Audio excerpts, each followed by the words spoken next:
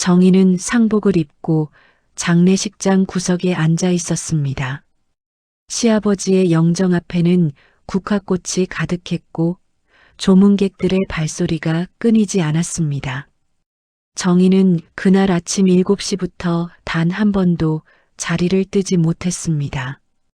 국밥을 나르고 휴지를 챙기고 빈 그릇을 치우는 일이 끝없이 이어졌습니다. 상주는 남편이었지만 실제로 움직이는 사람은 며느리인 정희였습니다. 어머님, 식사 좀 하세요. 정희가 국밥 한 그릇을 떠다 드렸지만 시어머니 미영은 고개만 저었습니다. 입맛이 없다며 손을 내저었습니다. 하지만 조문객이 오면 달랐습니다. 미영은 눈물을 닦으며 일어나 정중하게 인사를 받았고 정희는 그 옆에서 음료를 따르고 식사 자리를 안내했습니다. 아무도 정희에게 쉬라는 말을 하지 않았습니다. 정희는 그저 묵묵히 자신의 역할을 해냈습니다. 아이고 사모님, 얼마나 힘드세요. 한 조문객이 미영의 손을 잡으며 말했습니다. 미영은 고개를 끄덕이며 눈물을 훔쳤습니다. 정희는 그 옆에서 묵묵히 일했습니다. 손은 점점 거칠어졌고 허리는 뻐근했지만 내색하지 않았습니다. 정희는 입술을 깨물며 견뎠습니다. 조문객들은 미영에게만 위로의 말을 건넸고 정희에게는 눈길조차 주지 않았습니다. 그저 스쳐 지나갈 뿐이었습니다. 오후가 되자 조문객이 더 많아졌습니다.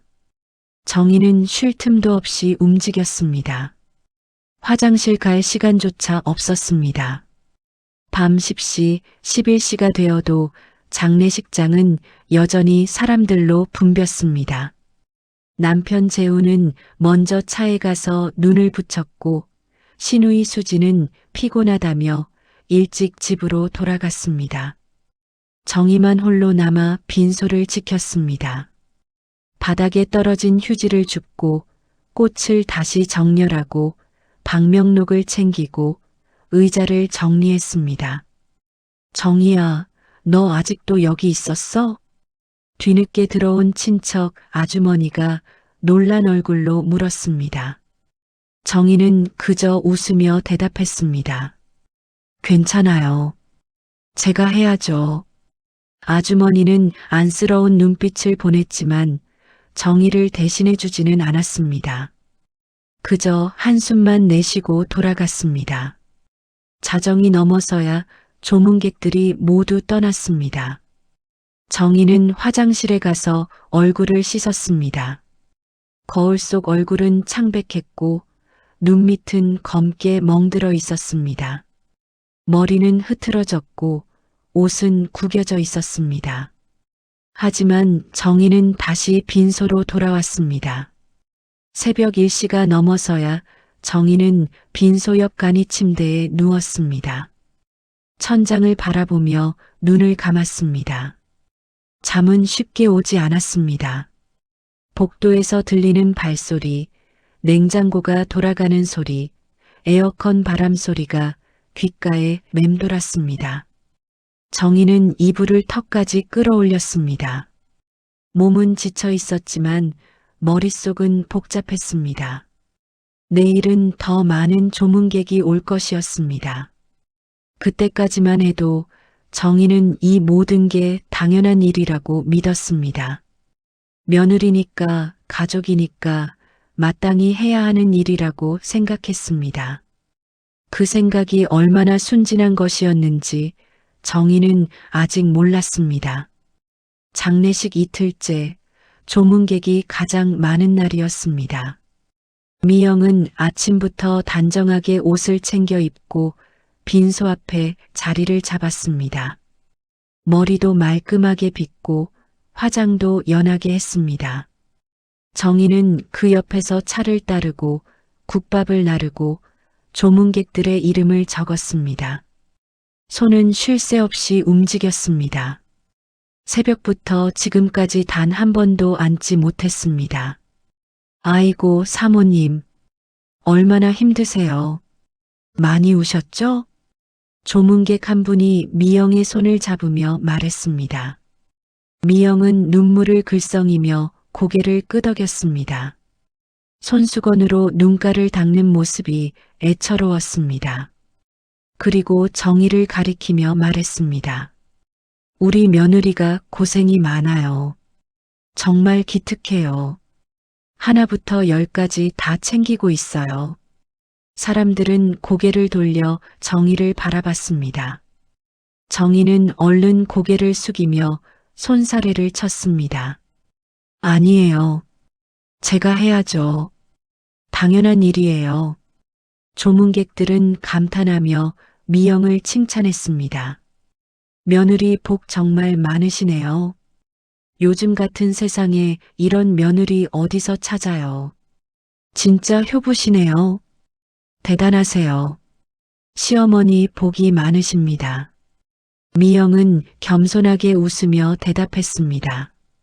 제가 복이 많죠. 고생하는 게 보여서 안쓰럽기는 한데요. 우리 며느리 정말 착해요.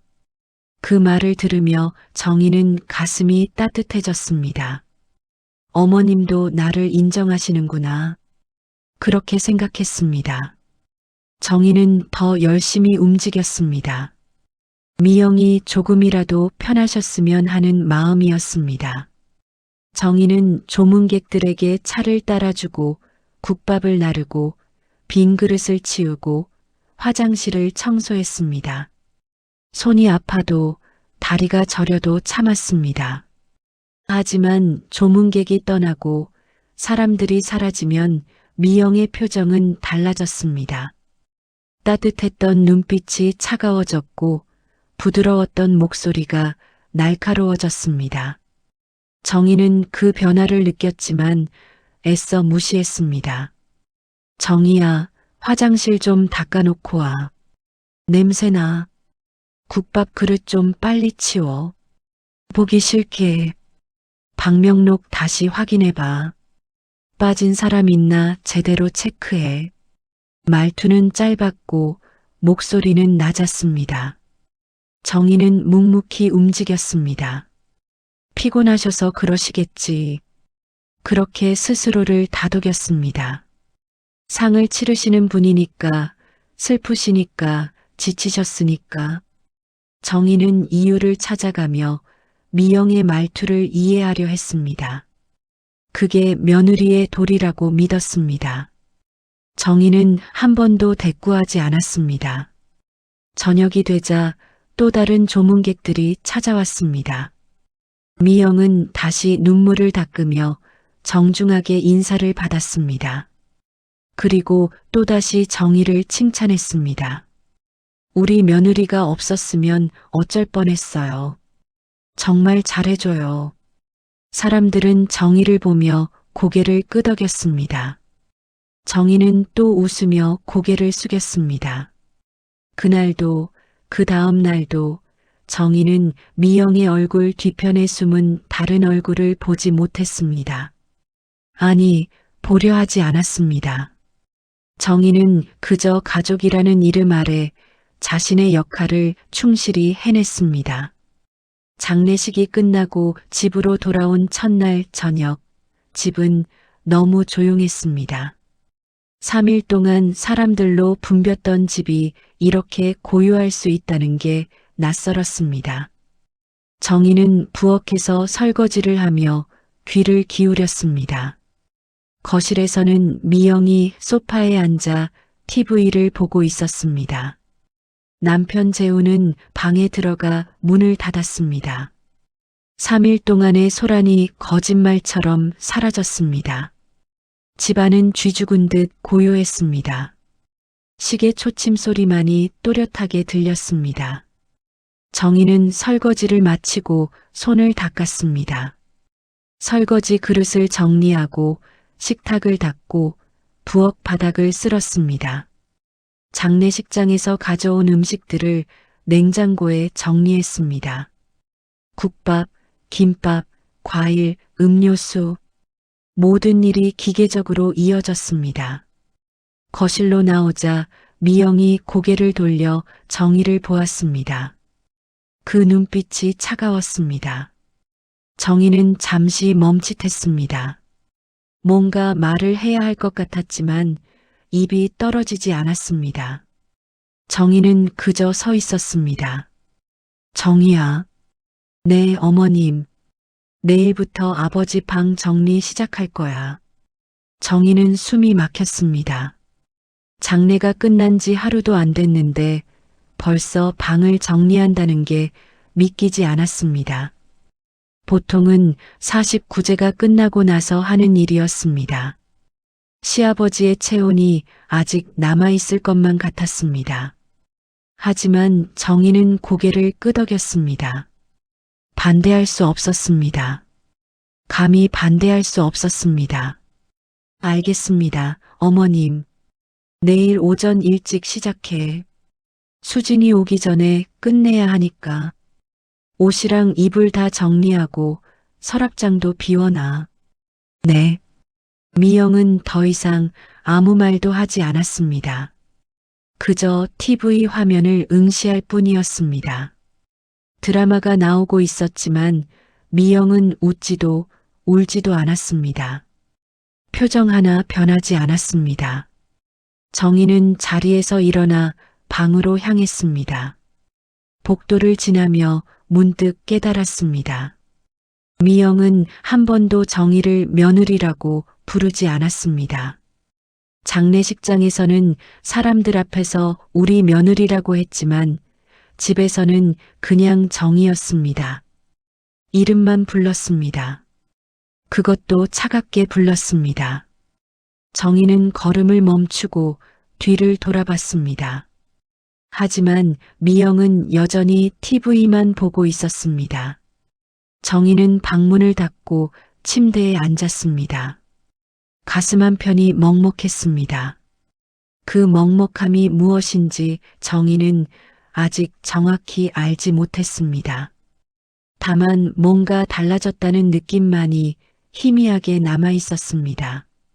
정희는 창밖을 바라봤습니다. 밤하늘은 어두웠고 별은 보이지 않았습니다. 어둠만이 창 너머로 펼쳐져 있었습니다.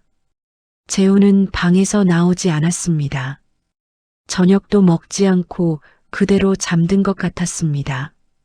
정희는 재훈을 깨우러 가지 않았습니다. 그냥 혼자 누웠습니다. 눈을 감았지만 잠은 오지 않았습니다. 장례식장에서의 3일이 머릿속을 맴돌았습니다.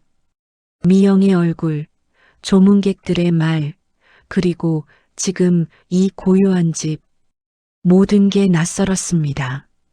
정희는 이불을 뒤집어 썼습니다. 하지만 답답함은 사라지지 않았습니다.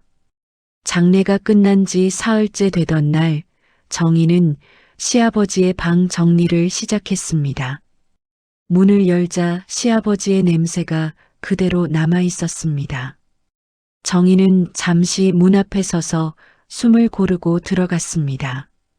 옷장을 열자 정갈하게 개진 옷들이 나왔습니다. 정희는 한 벌 한 벌 꺼내며 옷의 밴 냄새를 맡았습니다. 시아버지의 냄새가 희미하게 남아 있었습니다. 양복, 한복, 평상복, 잠옷까지 정희는 조심스럽게 꺼냈습니다.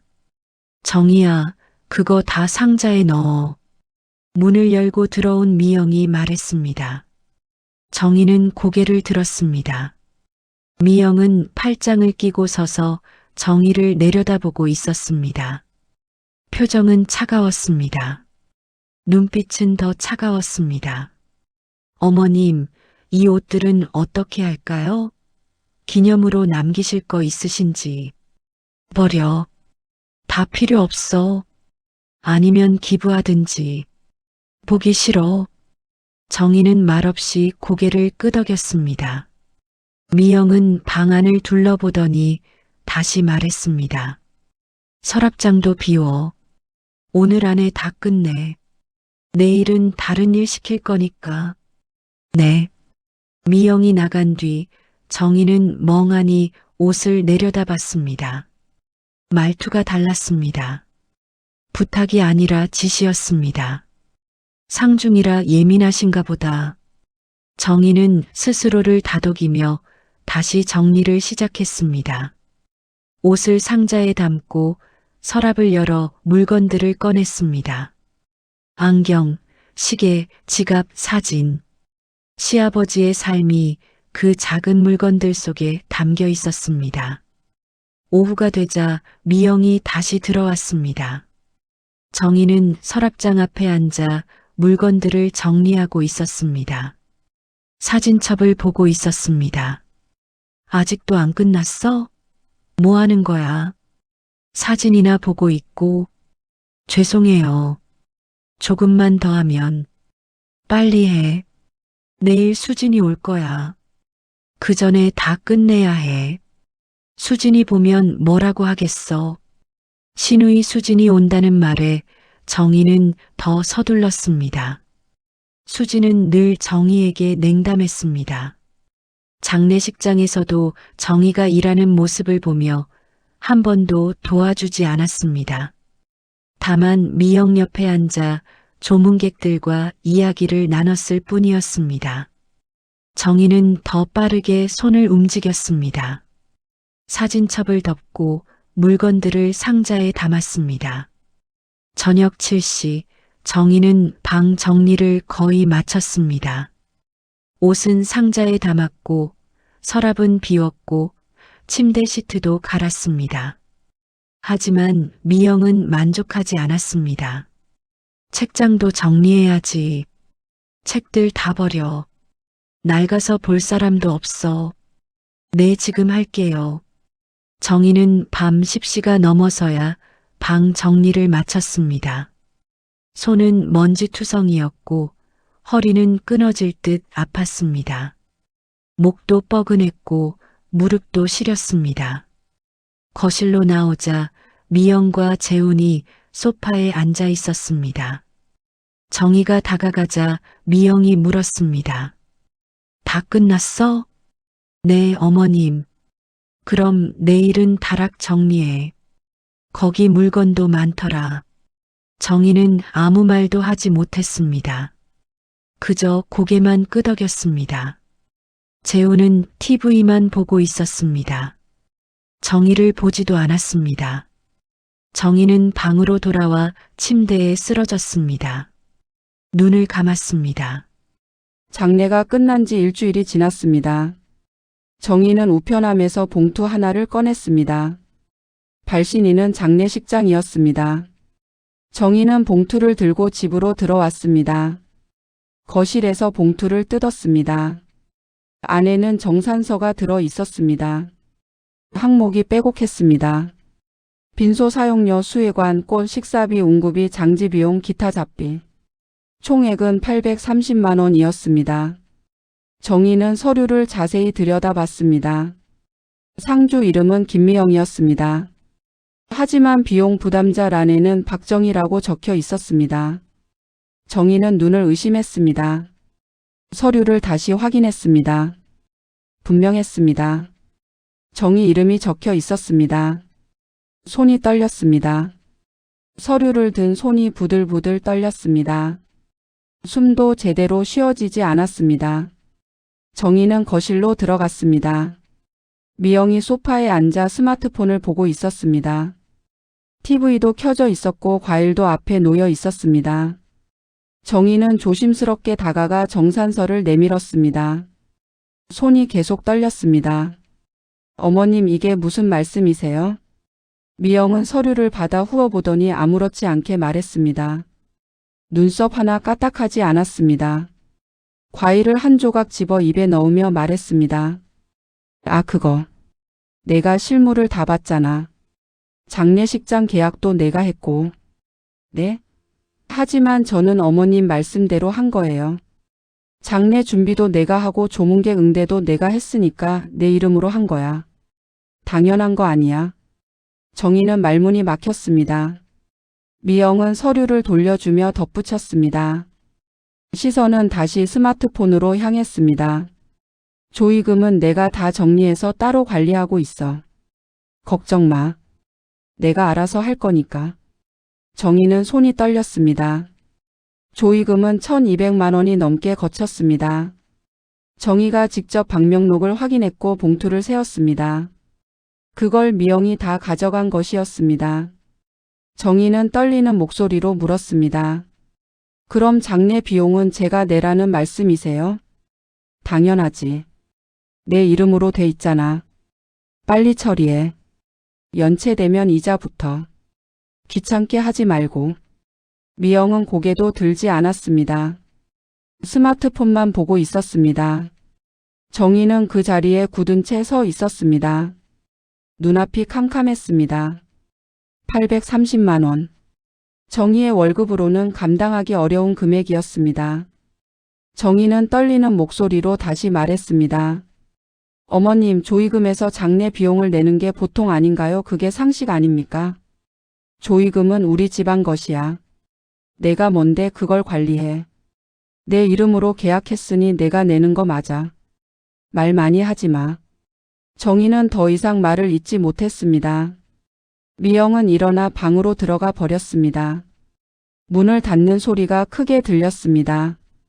정희는 손에 든 정산서를 내려다봤습니다. 글자들이 흐릿하게 보였습니다. 눈물이 차올랐지만 참았습니다. 그날 밤 정희는 아무것도 먹지 못했습니다. 목구멍으로 아무것도 넘어가지 않았습니다. 정희는 조심스럽게 시어머니에게 물었습니다. 하지만 목소리는 나오지 않았습니다. 며칠을 고민한 끝에 정희는 다시 미영을 찾아갔습니다.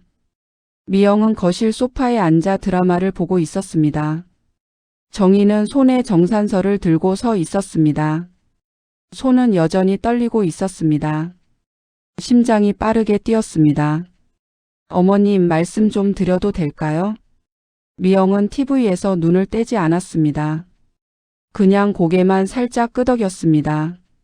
정희는 입술을 깨물고 말을 이었습니다. 목소리가 떨렸습니다. 장례 비용 말인데요. 조의금에서 내는 게 맞지 않을까요? 보통 그렇게 하는 걸로 알고 있는데요. 미영이 천천히 고개를 돌렸습니다. 얼굴에는 표정이 없었습니다. 눈빛만이 차가웠습니다. 정희를 보는 눈빛이 날카로웠습니다. 조의금? 내 1200만 원이 넘게 거쳤잖아요. 그걸로 장례 비용을 내고 나머지를. 정희야. 미영이 정희의 말을 끊었습니다. 목소리가 낮아졌습니다. 정희는 입을 다물었습니다. 조의금은 우리 집안 것이라고 했지. 내가 관리할 거 아니야. 왜 자꾸 그 얘기를 해? 귀찮게.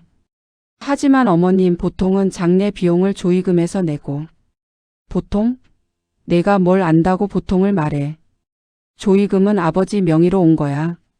그건 우리 집 재산이고 내가 관리하는 거야. 정희는 말을 잇지 못했습니다. 미영은 계속 말했습니다. 목소리는 점점 더 날카로워졌습니다. 내 이름으로 계약했으니까 내가 내는 거 맞아. 그게 책임이야. 왜 자꾸 조의금 타령이야? 내가 계약한 거 맞지? 저는 어머님 말씀대로 한 건데요. 어머님이 시키신 대로. 그래, 내 말대로 했지. 그러니까 내가 책임지는 거야. 당연한 거 아니야. 계약자 이름이 누구야? 미영의 목소리는 점점 차갑게 변했습니다. 정희는 손이 떨렸습니다. 하지만 참았습니다. 정희는 마지막으로 물었습니다. 용기를 내서 물었습니다. 그럼 조의금은 어디에 쓰실 건가요? 미영이 정희를 똑바로 쳐다봤습니다. 눈빛이 날카로웠습니다. 정희는 그 눈빛에 움찔했습니다. 한 발 뒤로 물러섰습니다. 그건 내가 알 바 아니야. 이건 우리 집 일이야. 며느리가 참견할 일이 아니라고. 내 주제를 알아야지. 그 말에 정희는 가슴이 철렁 내려앉았습니다. 며느리. 미영은 처음으로 그 단어를 입에 담았습니다. 하지만 그 말은 가족이 아니라 경계를 긋는 말이었습니다. 정희는 더 이상 말하지 못했습니다. 고개를 숙이고 방으로 돌아왔습니다. 복도를 걸으며 눈물이 차올랐습니다. 참으려 했지만 눈물은 계속 흘러내렸습니다. 방문을 닫고 정희는 침대에 주저앉았습니다. 손에 든 정산서가 구겨졌습니다. 830만 원. 정희는 통장을 열어봤습니다. 잔액은 200만 원이 조금 넘었습니다. 부족한 금액은 대출을 받아야 했습니다. 정희는 눈을 감았습니다. 눈물이 흘러내렸지만 소리 내어 울지 않았습니다. 그저 조용히 혼자서 눈물을 흘렸습니다. 정희는 한동안 말을 잇지 못했습니다. 침대에 앉아 천장을 바라보며 미영의 말을 되새겼습니다. 이건 우리 집 일이야. 그 말이 계속 머릿속을 맴돌았습니다. 정희는 결혼한 지 벌써 5년이 지났습니다. 하지만 여전히 우리 집에 속하지 못한다는 걸 깨달았습니다. 5년 동안 명절 준비도 하고 제사 음식도 만들었지만 여전히 정희는 남이었습니다. 며칠 뒤 시누이 수진이 집에 왔습니다. 정희는 부엌에서 설거지를 하고 있었습니다. 거실에서 미영과 수진의 목소리가 들렸습니다. 정희는 귀를 기울이지 않으려 했지만 목소리는 또렷하게 들렸습니다. 엄마, 아빠 조의금 얼마나 나왔어요? 1200 정도 나왔어. 많이 나왔네.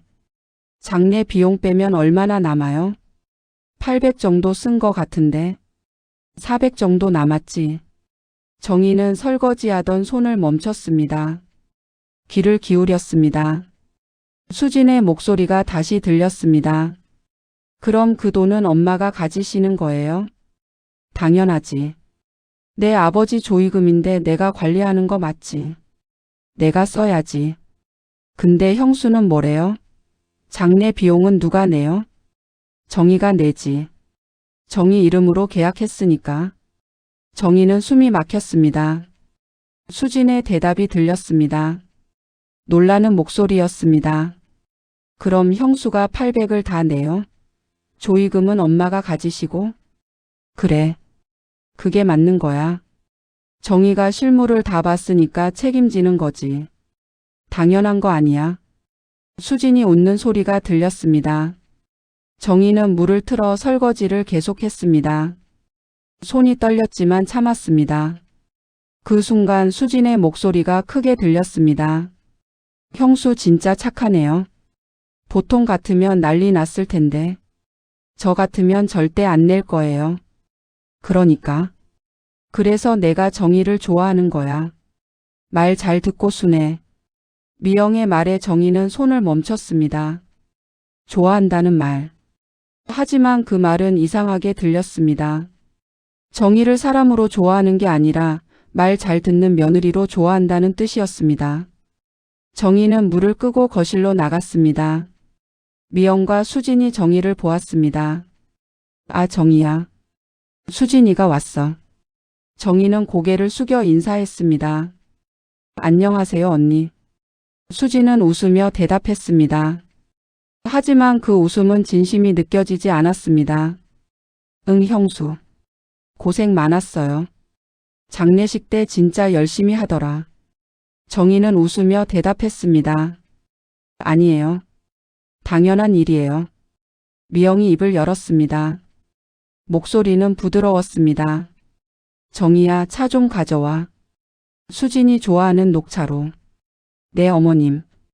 정희는 부엌으로 돌아와 차를 준비했습니다. 손이 떨렸습니다. 찻잔을 들고 거실로 나와 미영과 수진 앞에 놓았습니다. 그리고 다시 부엌으로 돌아왔습니다. 그제야 정희는 깨달았습니다. 미영이 그은 선. 우리 집과 내를 나누는 선. 그 선은 분명했고 정희는 언제나 선 밖에 있었습니다. 조의금은 우리 집 것이고 장례 비용은 내 것이었습니다. 그 선이 얼마나 잔인한 것인지 정희는 그제야 정확히 알게 됐습니다. 정희는 남편에게 사실을 전했습니다. 저녁 식사 후 재훈이 방에 들어왔을 때였습니다. 정희는 침대에 앉아 있었고 재훈은 옷을 갈아입고 있었습니다. 정희는 조심스럽게 입을 열었습니다. 손에는 정산서를 들고 있었습니다. 여보, 말 좀 할게. 재훈이 고개를 돌렸습니다. 표정은 무덤덤했습니다. 피곤해 보였습니다. 뭔데?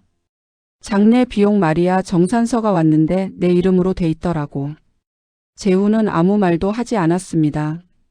그저 정희를 바라볼 뿐이었습니다. 정희는 말을 이었습니다. 830만 원인데 조의금에서 내는 게 맞지 않을까? 조의금이 1200만 원이 넘게 나왔잖아. 재우는 한참을 말하지 않았습니다. 그 침묵이 길게 이어졌습니다. 정희는 재훈의 대답을 기다렸습니다. 하지만 재훈은 입을 열지 않았습니다. 그저 옷장을 열고 옷을 정리할 뿐이었습니다. 정희가 다시 말했습니다. 여보 들었어? 들었어. 그럼 어떻게 생각해? 재훈이 한숨을 쉬었습니다.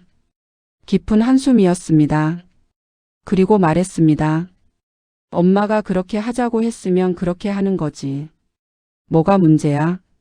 정희는 숨이 막혔습니다. 재훈의 말에 정희는 아무 말도 하지 못했습니다. 재훈은 계속 말했습니다. 조의금은 엄마가 관리하시는 거 맞아. 아버지 명의니까. 당연한 거 아니야. 하지만 보통은 장례 비용을 조의금에서 내고. 정희야. 재훈이 정희의 말을 끊었습니다. 목소리가 낮았습니다. 짜증이 섞인 목소리였습니다. 엄마한테 더 이상 그런 얘기 하지 마. 지금 상중이야. 엄마 마음 괴롭히지 말고. 정희는 눈물이 차올랐습니다. 하지만 참았습니다. 재훈은 다시 옷을 정리하기 시작했습니다. 정희는 떨리는 목소리로 물었습니다. 그럼 830만 원은 내가 내야 돼? 내 이름으로 돼 있으면 내가 내는 거 맞지? 당연한 거 아니야. 여보가 도와줄 수는 없어? 절반만이라도. 재훈이 고개를 돌렸습니다. 눈빛이 차가웠습니다. 나도 돈 없어. 회사에서 월급 깎였잖아. 너도 알잖아. 나도 힘들어. 정희는 더 이상 말하지 않았습니다. 재훈은 침대에 누웠습니다. 등을 돌린 채 누웠습니다. 정희는 그 등을 바라봤습니다. 넓은 등. 하지만 그 등은 정희를 지켜주지 않았습니다. 정희는 조용히 방을 나왔습니다. 문을 닫을 때 재훈은 움직이지 않았습니다. 복도에 서서 정희는 눈물을 흘렸습니다. 소리 내지 않고 조용히 울었습니다. 남편의 침묵. 그 침묵이 정희에게는 대답이었습니다. 정희는 혼자라는 걸 깨달았습니다. 5년 동안 함께 살았지만 정희는 혼자였습니다. 재훈은 엄마 편이었고 정희는 언제나 혼자였습니다. 정희는 거실 소파에 앉았습니다. 어둠 속에서 정희는 생각했습니다. 앞으로 어떻게 해야 할지. 830만 원을 어떻게 마련할지. 하지만 답은 나오지 않았습니다. 정희는 그저 어둠 속에 앉아 있었습니다. 시계 초침 소리만이 고요한 밤을 채웠습니다. 그날 밤 정희는 장례식장에서의 시어머니 얼굴을 떠올렸습니다. 잠들지 못하고 침대에 누워 천장을 바라보며 생각했습니다. 사람들 앞의 얼굴과 사람들이 떠난 뒤의 얼굴. 그 차이가 너무 분명해졌습니다. 정희는 눈을 감고 그 장면들을 하나씩 떠올렸습니다. 마치 영화를 되돌려 보는 것처럼. 우리 며느리가 고생이 많아요. 정말 기특해요. 조문객들 앞에서 미영이 했던 말. 그 말을 들을 때마다 정희는 가슴이 따뜻해졌었습니다. 인정받는다고 느꼈습니다. 정희를 향한 미영의 눈빛도 따뜻했습니다. 하지만 그건 사람들 앞에서만 하는 말이었습니다. 집으로 돌아오면 달랐습니다. 완전히 다른 사람이 됐습니다. 정희야, 빨리 해. 왜 이렇게 느려? 또 잘못했네. 제대로 하는 게 없어. 귀찮게 하지 말고 알아서 해. 집에서 미영이 정희에게 했던 말들. 정희는 그 말들을 하나하나 떠올렸습니다. 조문객들 앞에서의 따뜻한 목소리와 집에서의 차가운 목소리. 두 얼굴이 너무 달랐습니다. 마치 다른 사람 같았습니다. 아니, 다른 사람이었습니다. 정희는 일어나 서랍을 열었습니다. 장례식장에서 찍은 사진들이 있었습니다. 사진 속 미영은 눈물을 흘리고 있었습니다. 조문객들이 위로하는 모습도 보였습니다. 정희도 그 옆에 서 있었습니다. 고개를 숙인 채 정희는 그 사진을 보며 생각했습니다. 이게 진짜 얼굴일까 아니면 집에서의 얼굴이 진짜일까? 하지만 정희는 이미 답을 알고 있었습니다. 진짜 얼굴은 집에서의 얼굴이었습니다. 사람들이 없을 때 가면을 벗었을 때의 얼굴. 그게 진짜였습니다. 사람들 앞에 얼굴은 그저 보여주기 위한 얼굴이었습니다. 연기였습니다. 완벽한 연기였습니다. 정희는 사진을 다시 서랍에 넣었습니다. 그리고 침대에 누웠습니다. 눈을 감았지만 잠은 오지 않았습니다. 머릿속에서 미영의 말들이 계속 맴돌았습니다. 이건 우리 집 일이야. 며느리가 참견할 일이 아니라고. 내 주제를 알아야지. 그 말들이 귓가에 맴돌았습니다. 정희는 이불을 뒤집어 썼습니다. 하지만 말들은 사라지지 않았습니다. 정희는 5년 동안 미영의 진짜 얼굴을 보지 못했습니다. 아니, 보려 하지 않았습니다. 착한 며느리가 되고 싶었고 인정받고 싶었습니다. 그래서 보이는 것만 봤습니다. 보고 싶은 것만 봤습니다. 듣고 싶은 것만 들었습니다. 하지만 이제는 달랐습니다. 장례식이 끝나고 정산서를 받고 조의금 얘기를 듣고 나서야 정희는 깨달았습니다. 미영의 진짜 얼굴을. 그 얼굴은 차갑고 계산적이고 잔인했습니다. 정희를 가족이 아닌 도구로 보는 얼굴이었습니다. 정희는 눈을 떴습니다. 어둠 속에서 천장을 바라봤습니다. 그제야 진짜 얼굴을 본 것이었습니다. 5년이 걸렸습니다. 5년 동안 정희는 가면을 쓴 얼굴만 봤습니다. 하지만 이제 정희는 알았습니다. 앞으로 어떻게 해야 할지는 아직 몰랐지만 적어도 진실은 알게 됐습니다. 정희는 더 이상 애쓰지 않기로 했습니다. 가족이라고 믿었던 관계에서 한 발 물러섰습니다. 큰 싸움도 큰 소리도 없었습니다. 그저 거리를 정했을 뿐입니다. 조용하지만 단호한 결정이었습니다. 다음 날 아침 정희는 평소처럼 일어났습니다. 하지만 달라진 게 있었습니다. 미영의 방문을 두드리지 않았습니다. 아침 인사를 하러 가지 않았습니다. 부엌에서 자신의 식사만 준비했습니다. 미영의 아침 식사는 차리지 않았습니다. 미영이 거실로 나왔습니다. 식탁을 보고는 정희를 보며 물었습니다. 아침은? 정희는 담담하게 대답했습니다. 제 거만 했어요. 어머님 드실 거 있으시면 직접 차리세요. 미영의 얼굴이 굳었습니다. 하지만 정희는 돌아보지 않았습니다. 자신의 식사를 마치고 설거지를 했습니다. 자신의 그릇만 씻었습니다. 정희야, 지금 뭐 하는 거야? 미영의 목소리가 날카로워졌습니다. 하지만 정희는 차분하게 대답했습니다. 제 일하고 있어요. 너 지금 나한테 대드는 거야? 아니요. 그냥 제가 할 일만 하는 거예요. 어머님도 당신 일만 하시잖아요. 정희는 설거지를 마치고 방으로 들어갔습니다. 미영이 뭐라고 소리쳤지만 정희는 듣지 않았습니다. 문을 닫았습니다. 그날부터 정희는 달라졌습니다. 미영의 방 청소를 하지 않았습니다. 미영의 빨래를 하지 않았습니다. 미영의 식사를 차리지 않았습니다. 자신의 일만 했습니다. 자신의 공간만 정리했습니다. 자신의 삶만 챙겼습니다. 미영은 처음에는 화를 냈습니다. 소리를 질렀습니다. 하지만 정희는 대꾸하지 않았습니다. 그저 조용히 자신의 일만 했습니다. 정희야, 너 정말 이럴 거야? 네, 저는 제가 할 일만 하기로 했어요. 며느리가 시어머니한테 이럴 수 있어? 며느리는 우리 집 식구가 아니라고 하셨잖아요. 그러니까 저도 제 선을 지키겠어요. 미영은 말문이 막혔습니다. 자신이 했던 말이었습니다. 이건 우리 집 일이야. 며느리가 참견할 일이 아니야. 정희는 그 말을 그대로 돌려줬을 뿐입니다. 재훈이 집에 돌아왔습니다. 미영이 재훈에게 정희 이야기를 했습니다. 재훈이 정희를 불렀습니다. 정희야, 이게 무슨 짓이야? 엄마한테 왜 이래? 정희는 차분하게 대답했습니다. 제가 할 일만 하는 거예요. 여보도 말했잖아요. 엄마 일에 참견하지 말라고. 저도 그렇게 하는 거예요.